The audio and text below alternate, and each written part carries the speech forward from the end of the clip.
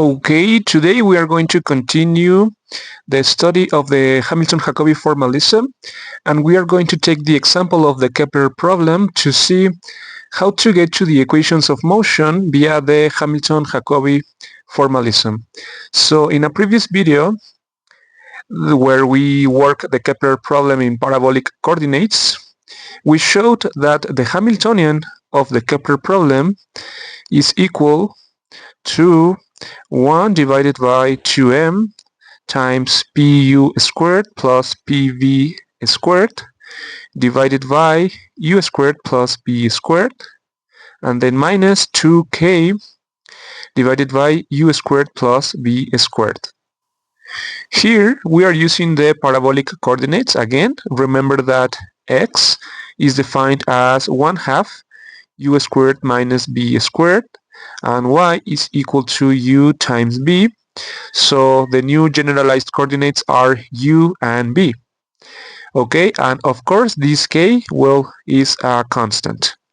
Remember that the Kepler problem is defined by a potential energy of the object as minus k divided by r. Okay, perfect.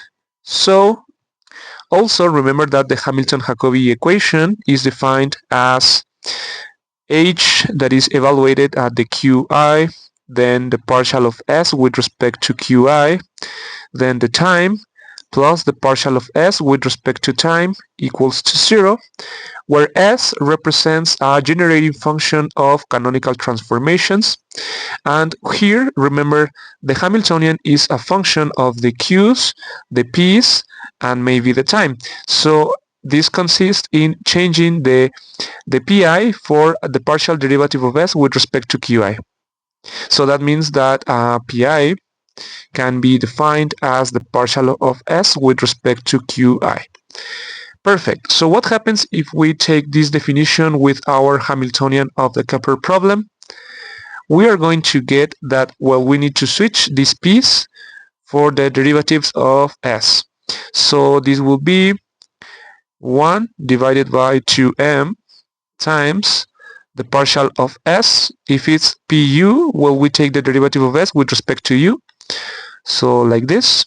This is raised to the second power, and then plus the partial of s with respect to b raised to the second power.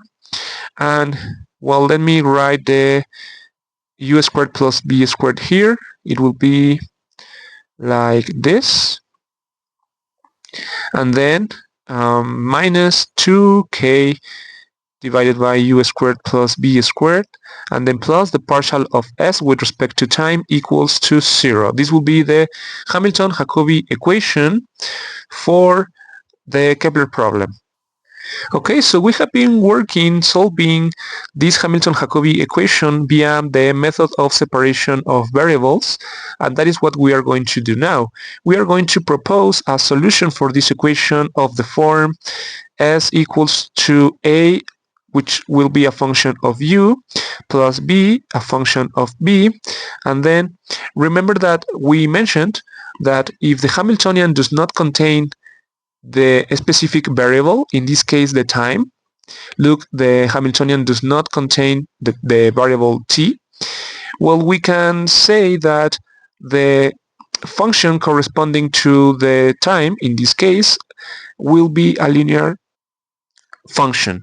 So we can say that this will be minus p1, which is p1 a constant, times the time. So yeah, this minus again is because later on we will take this element to the right hand side with a minus. So with this minus, that will be cancelled. Okay, so what happens if we take this solution and put it into the Hamilton-Jacobi equation? Well, we are going to get that 1 divided by 2m times u squared plus v squared will multiply. It is easy to see that from this, the partial of s with respect to u is going to be the derivative of a with respect to u, and the partial of s with respect to b is equal to the total derivative of b with respect to b, looking that only a depends on u and only b depends on b. So we will get here the derivative of a with respect to u squared plus the derivative of b with respect to b squared, and then minus 2k divided by u squared plus b squared, and then here we will take this to the other side. The derivative of s with respect to time will be minus p1. Okay, but minus times minus p1 is of course p1. Okay, perfect. Okay, so we are going to work a little bit with this expression. What we need to do is to take in the left hand side a function of u, and then in the right hand side a function of b. Okay, so what are we going to do first? Well, we are going to multiply by u squared plus b squared on both sides. So we will get 1 divided by 2m. And let me split this 1 divided by 2m with these two elements. So we will get the derivative of a with respect to u squared plus 1 divided by 2m, the derivative of b with respect to b squared, and then minus 2k equals p1 times u squared plus b squared. And let me write this as p1 u squared plus p1 b squared. Okay, actually we are also going to multiply this equation by 2m. So we will get that this will be erased like this, and then we will get a minus 4mk here, and this will multiply 2m here, and then plus 2m here. Perfect. So we are also going to split this into two pieces, minus 2mk, minus 2mk, and then we are going to take this element that has a u to the left hand side, and this element will stay in the right hand side. So what are we going to get? This will be the derivative of a with respect to u squared minus 2mk minus 2mp1 u squared equals minus the derivative of b with respect to b squared plus 2mk plus 2mp1b squared. Okay, perfect. So the purpose of making this is, again, remember that we leave a function of u in the left hand side and a function of b in the right hand side. So again, remember that if we have two functions of different variables that are equal, well, there is no other way for these functions to be than a constant. Okay, they need to be a constant. So we are going to establish that the derivative of a with respect to u squared minus 2mk minus 2mp1 u squared is equal to, let's say, p2, and it will happen the same when with the other equation. We will get that minus the derivative of b with respect to b squared plus 2mk plus 2mp1b squared is equal to p2. So here it is easy to find the function a and the function b. From this we will get that, well, the derivative of a with respect to u is equal to p2 plus 2mk plus 2mp1 u squared, like this. Let me take this here, and then plus minus the square root, and here we will have something similar. It will be the derivative of b with respect to b equals,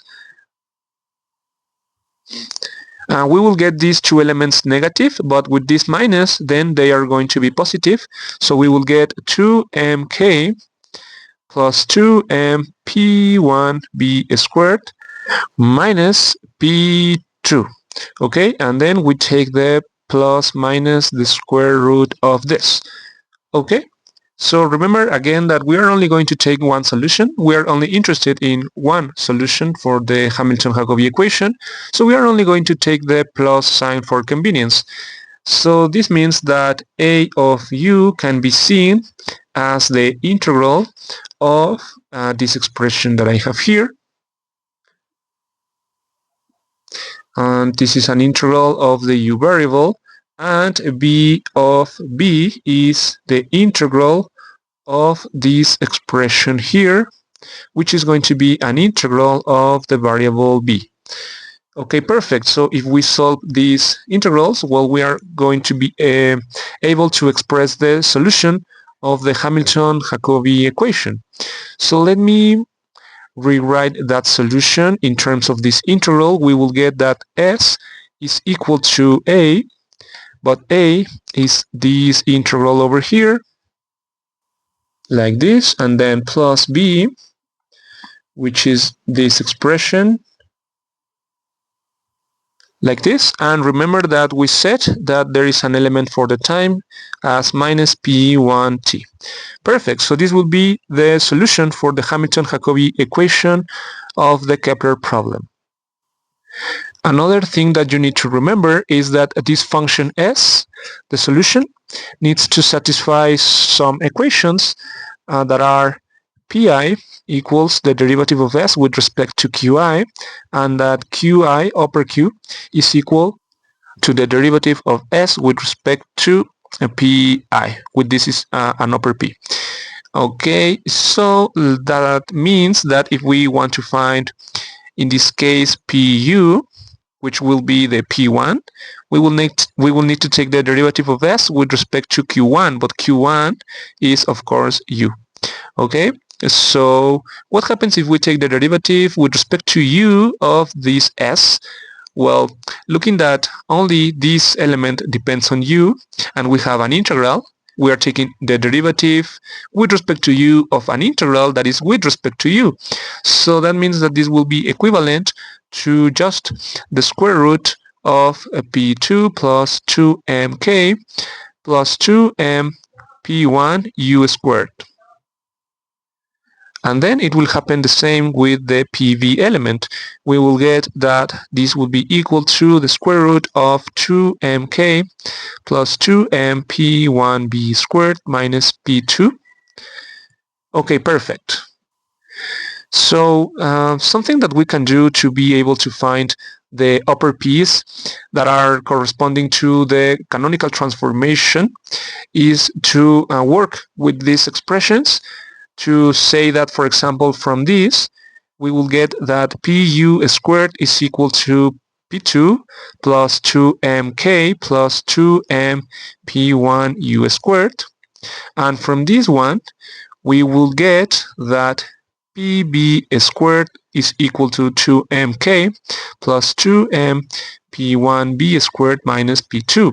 So notice that if we sum these two equations, this p2 will be cancelled with this, and we will get pu squared plus pb squared equals to 4mk plus what would be, it will be p1 times, well, 2m p1 times u squared plus b squared. So we get that p1 is equal to, it will be pu squared plus pv squared minus 4mk all divided by 2m u squared plus b squared. So we can readily notice that this is equal to the Hamiltonian, actually, pu plus pv squared divided by 2m u squared plus b squared, and then we will get here minus 2k divided by u squared plus b squared. So yeah, you can easily identify that this is equal to the Hamiltonian of the Kepler problem in parabolic coordinates. So we'll get that p1 is equal to h. And remember that something important that I've been mentioning in every video of the Hamilton-Jacobi formalism is that this function s requires that the upper variables p1, p2, q2, and q1 need to be a constant of motion. Constants of motion. Okay, it is because this s is like an special canonical transformation that requires this to be true. Okay, perfect. So now that we have found a P1, we need to find out what is P2. So we are going to look again to these equations that we have here, and instead of adding these equations, we are going to subtract them.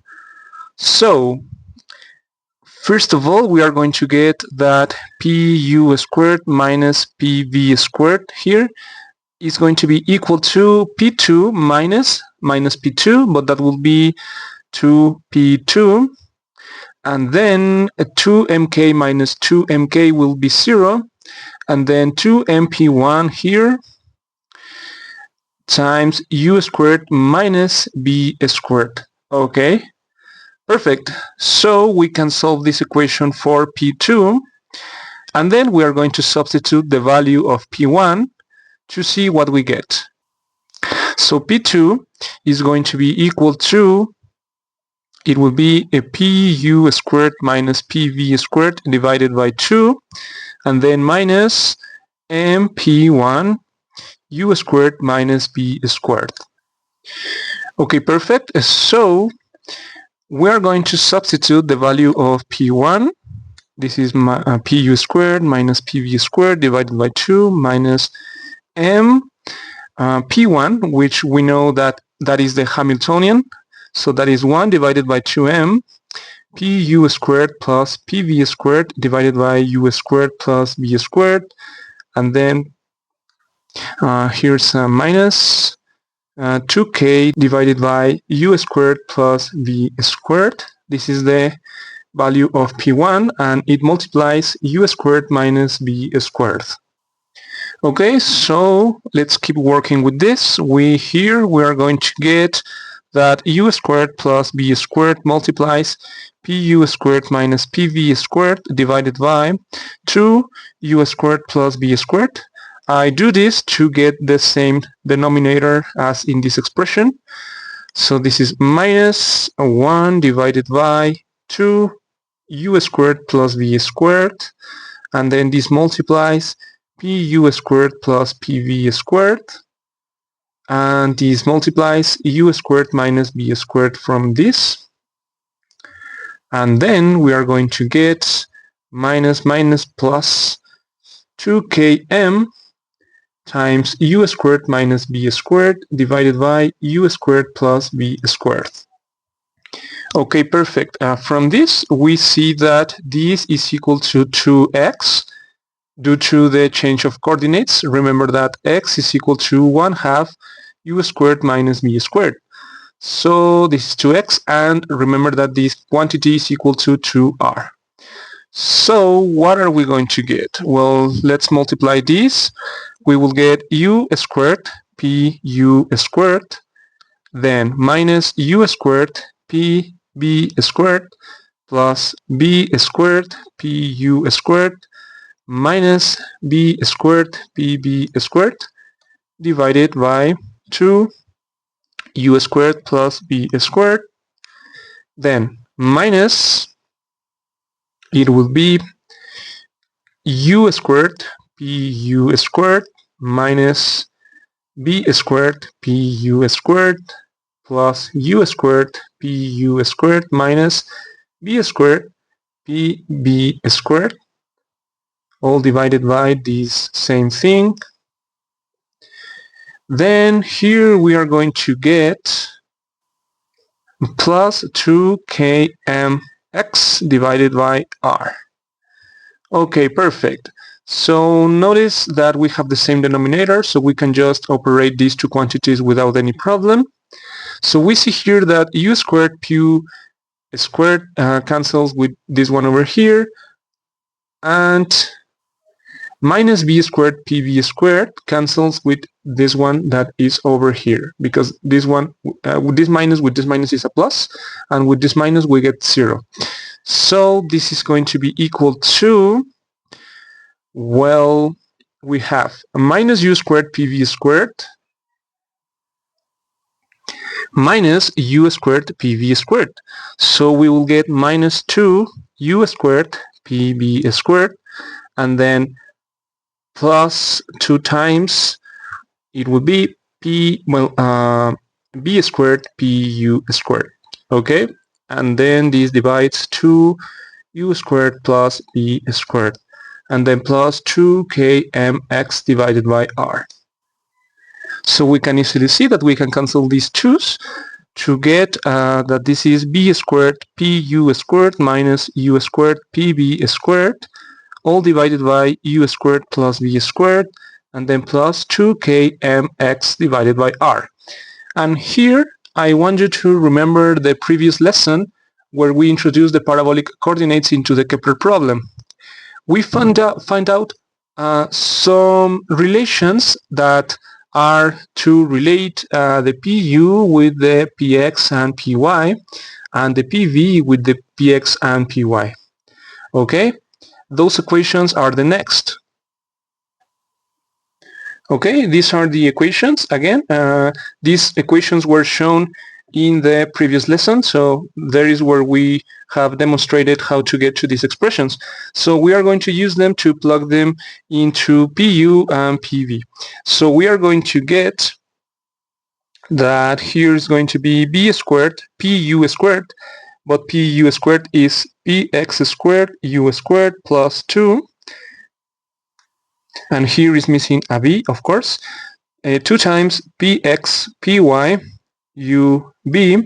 plus py squared b squared, and then minus u squared times pb squared, but that is px squared b squared minus 2px py bu plus py squared u squared. Okay, all this dividing u squared plus b squared, and then plus 2kmx divided by r. Perfect. So the first thing we notice is that this element can cancel with this element, and you can see immediately that this process is very similar to what we have done in the previous lesson that I mentioned, but it's not the same. So what are we going to get? We can take this 2px py ub as a common factor, 2px py ub, that is going to multiply b squared and then plus u squared from this, and then we can take a common factor py squared, that is going to multiply b to the fourth and plus, actually minus u to the fourth. Okay, so divided by u squared plus b squared, and then plus 2kmx divided by r. Perfect. Obviously, this is a difference of squares that can be seen as b squared minus u squared plus b squared plus u squared. So you can see that we will have a common factor u squared plus b squared in both quantities that can get cancelled with this one. So we cancel this with this. So we are going to get that this is 2px py, and due to our coordinate transformation, this is equal to y, of course. So we get y here plus py squared that multiplies b squared minus u squared, and then these we just need to add plus 2kmx divided by r. So again, x is equal to 1/2 u squared minus b squared, so this will be equivalent to minus 2x, as you can easily see. So we will get, and if we take a common factor of py, this is 2. Yeah, 2, well, no. Let me do it that again later. It will be 2px pyy minus py squared, here are 2 and the x, and then plus 2kmx divided by r. So here is where we can take a common factor, and that common factor will be, well, first py here, that is going to multiply 2pxy minus 2pyx, and then plus 2kmx divided by r. Then we are going to take a common factor of a -2 in this whole expression to get that this is -2 py, and then pyx minus pxy, and then minus kmx divided by r, and this -2 multiplies all this thing. Yeah, this is the structure that I wanted to get, because you can easily identify that this element that we have here is equivalent to the third component of the angular momentum. Okay, and well, this is in Cartesian coordinates, of course. Remember that the angular momentum is the cross product between the position vector r, that is given by x comma y, and the linear momentum vector, which is of course px py. So if we make the cross product considering that the third component is 0, and that we will have an angular momentum vector that the first component is 0, the second component is 0, and the third component is L3. Well, if we construct these vectors in this way, because remember that the motion in the Kepler problem is in 2 dimensions, well, we will get that this cross product is going to be this L3 element given by this expression. Okay, so this means that this result, that remember that the thing that we were calculating is P2. So P2 can be seen as -2 that multiplies py L3 minus kmx divided by r. And remember the Laplace-Rung-Lenz vector, it turns out to be very similar to this, because actually this is the component of, well, the x component of the Laplace-Rung-Lenz vector, given by, due to the thing that this L3 only has one component here. Remember that the Laplace-Rung-Lenz vector is the vector p cross the vector L, the angular momentum and the linear momentum, minus mk r divided by r. And well, this element here, if we take the x component, we will get something like py L3 minus L2 p z, but again L2 is equal to 0. Okay, so we are taking into account that the angular momentum is again of this form over here. It is very important for you to notice that. The thing here is that this is equivalent to the x component of the Laplace-Rung-Lenz vector. Recall that here we are taking the variable x, which corresponds to the x coordinate for the position vector. So we can easily see that P2 can be written as -2, the x component of the Laplace-Rung-Lenz vector, where A is equal to P cross L minus mk r r. L is 0, 0, L3, and r is equal to x comma y comma 0 due to the motion in 2 dimensions. So with this we get another constant of motion for the Kepler problem, which is P2 in terms of a component of the Laplace-Rung-Lenz vector. Okay, perfect. So now if you wonder how to get the equation of the orbit of the Kepler problem with this, well, you need to remember this equation that we have here, that the q's are equal to the partial of s with respect to the p's. So let me rewrite the expression for s in another position of the page to see what are we going to get with those equations. Okay, here is the function s, and remember q1 is equal to the partial of s with respect to p1, and q2 is equal to the partial of s with respect to p2. So we need to take those derivatives with this expression, and again we are going to switch the order of the integral and the derivative to get that q1 is equal to the partial of s with respect to p1 equals to the integral of the partial with respect to p1 of this square root that I have here,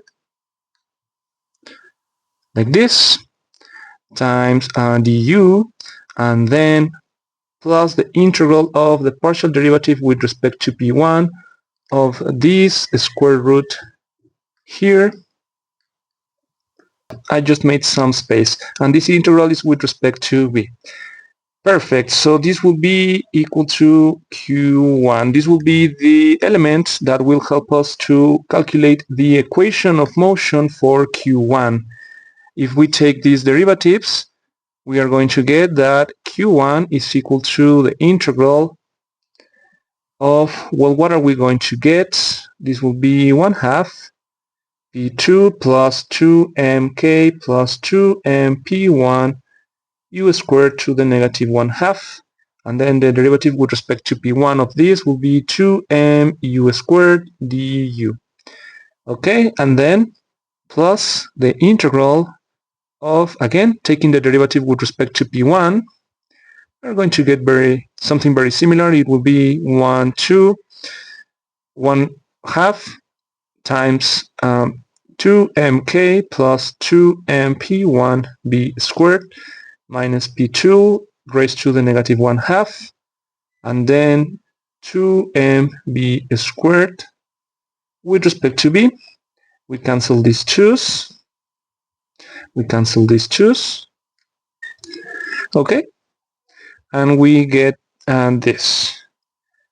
Perfect. What is left? And yeah, well, with respect to p1, we also have this element.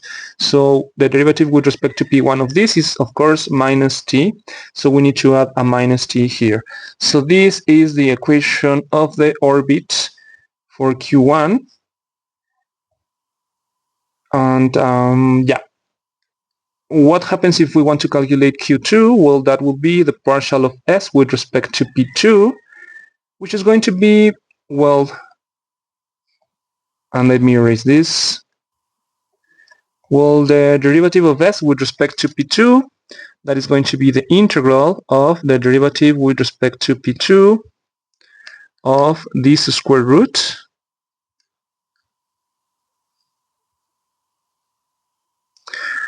and the integral is with respect to u. Perfect. So then the second element will be the integral of the derivative with respect to p2, but now of this square root that we have here.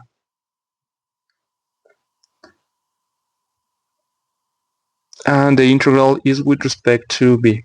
So if we calculate this, we are going to get that q2 is equal to the integral of 1/2 p2 plus 2mk plus 2mp1 u squared to the negative 1/2, and then, well, the derivative with respect to p2 of what is inside is just 1, so this remains as it is. So du here, and then plus the integral of 1/2 2mk plus 2mp1b squared minus p2 to the negative 1/2, and then a minus 1, and then db. Okay, perfect. Let me take this minus 1 outside here, and there it is. Here we have the equation for q2 to find the equation of the orbit.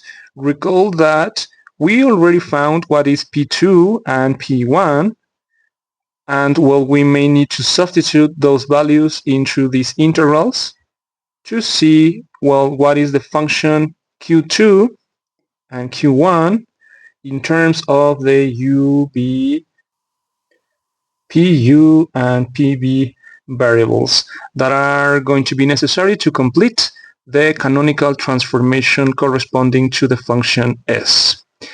Perfect. So these again are the equations of motion, and I think this is a good moment to finish the lesson.